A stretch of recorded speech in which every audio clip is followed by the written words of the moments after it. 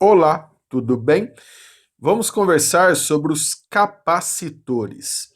Capacitores são componentes utilizados em equipamentos elétricos e eletrônicos que têm o papel de armazenar cargas elétricas, ou seja, energia potencial elétrica, para posterior utilização. Basicamente, todo capacitor é formado por duas regiões, que eu coloquei aqui com cinza claro, que são comumente chamadas de placas do capacitor. Essas duas regiões, elas são formadas de um material condutor. E é aqui que as cargas ficam armazenadas, guardadas. Essas duas regiões, ou seja, as placas do capacitor, são separadas por um material dielétrico que vai funcionar como um isolante. Ou seja, guarde isso, tá? Por favor, aqui já começam os erros. Se você pegar entre as placas do capacitor, existe um dielétrico funcionando como isolante. Então, a corrente elétrica entre as duas placas é igual a zero. Ela nunca vai existir. E é exatamente por isso que a representação de um capacitor nos circuitos elétricos é essa, ó.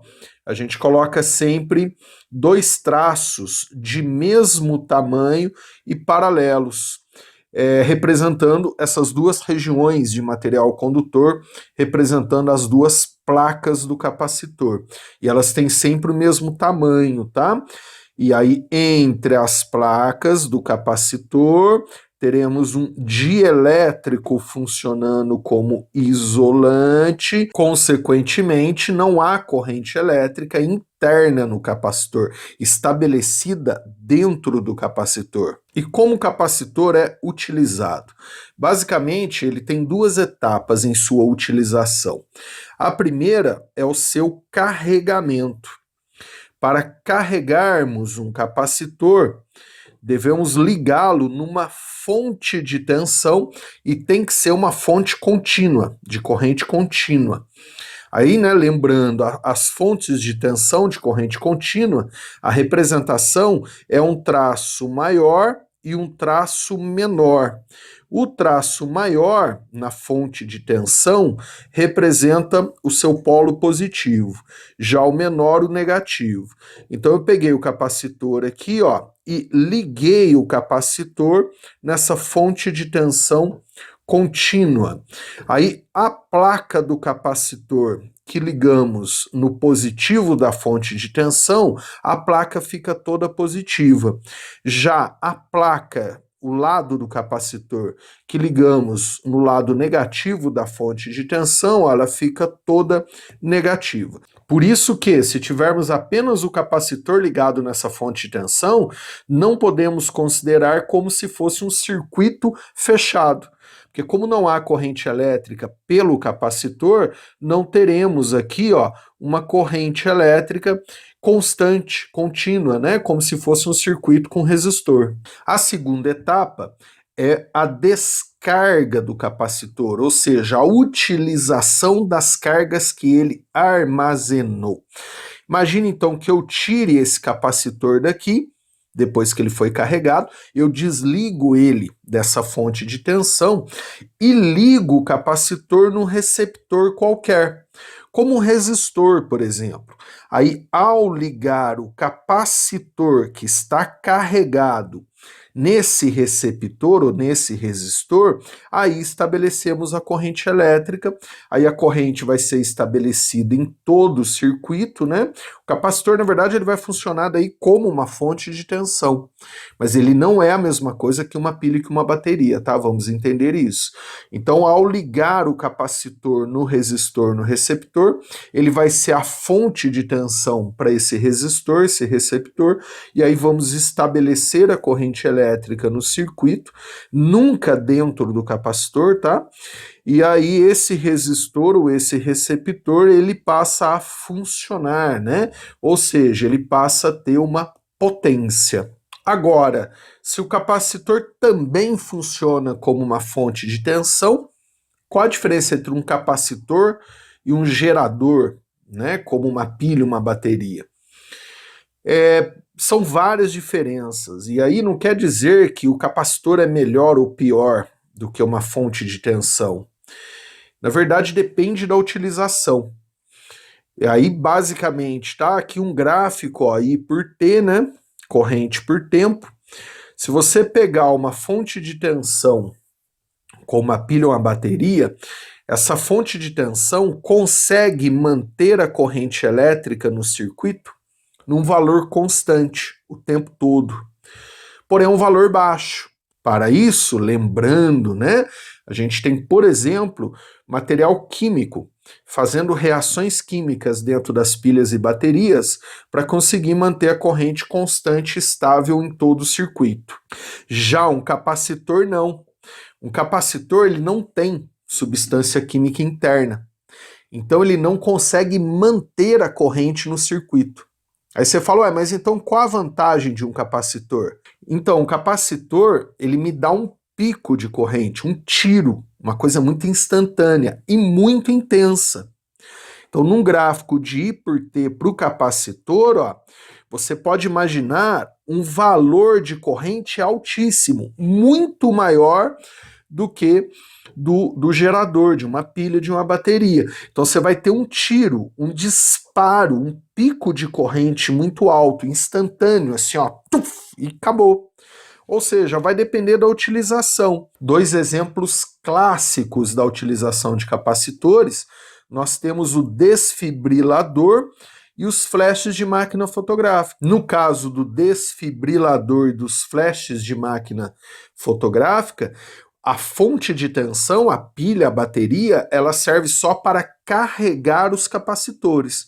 Quem dá o disparo do desfibrilador ou do flash, o tiro, são os capacitores e não a fonte de tensão convencional. Existem exercícios que citam o campo elétrico criado entre as placas do capacitor. Exatamente.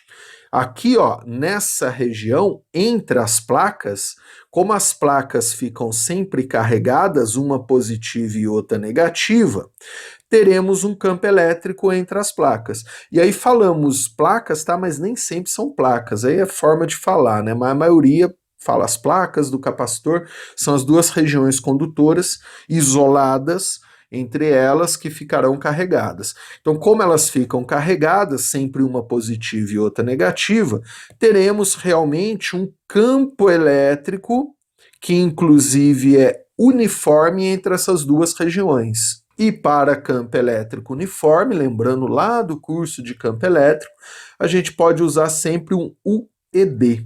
Então, geralmente os exercícios que citam o campo elétrico criado internamente no capacitor, você resolve com o ED, onde o U é a DDP entre as placas, né? Então, se você pegar essa placa que está negativa, essa região, e essa placa, essa região positiva, o U é a DDP criada entre essas duas regiões. O E é o campo elétrico uniforme, que está entre essas duas regiões, e o D é a distância entre essas duas regiões, ou seja, a distância entre essas duas placas. Outro detalhe, não se esqueça que teremos aqui, ó, isolando, né, essas duas regiões, um material dielétrico. O material dielétrico, ele se comporta como isolante até um certo valor de campo.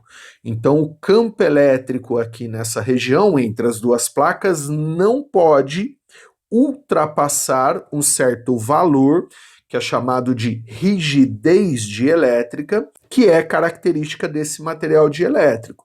Caso o campo elétrico ultrapasse esse valor, chamado de rigidez dielétrica, esse dielétrico de isolante vira condutor. E aí estraga meu capacitor, literalmente ele derrete, né? Ele queima, ele esquenta e pega fogo, derrete. No vocabulário comum dessa área, o capacitor literalmente cola as placas. Todo capacitor possui uma grandeza física chamada de capacitância, que a gente representa por um C maiúsculo. Entenda que a capacitância de um capacitor é característica do capacitor, da peça. Sai de fábrica com esse valor. Inclusive, o valor da capacitância vem escrito na carcaça do capacitor.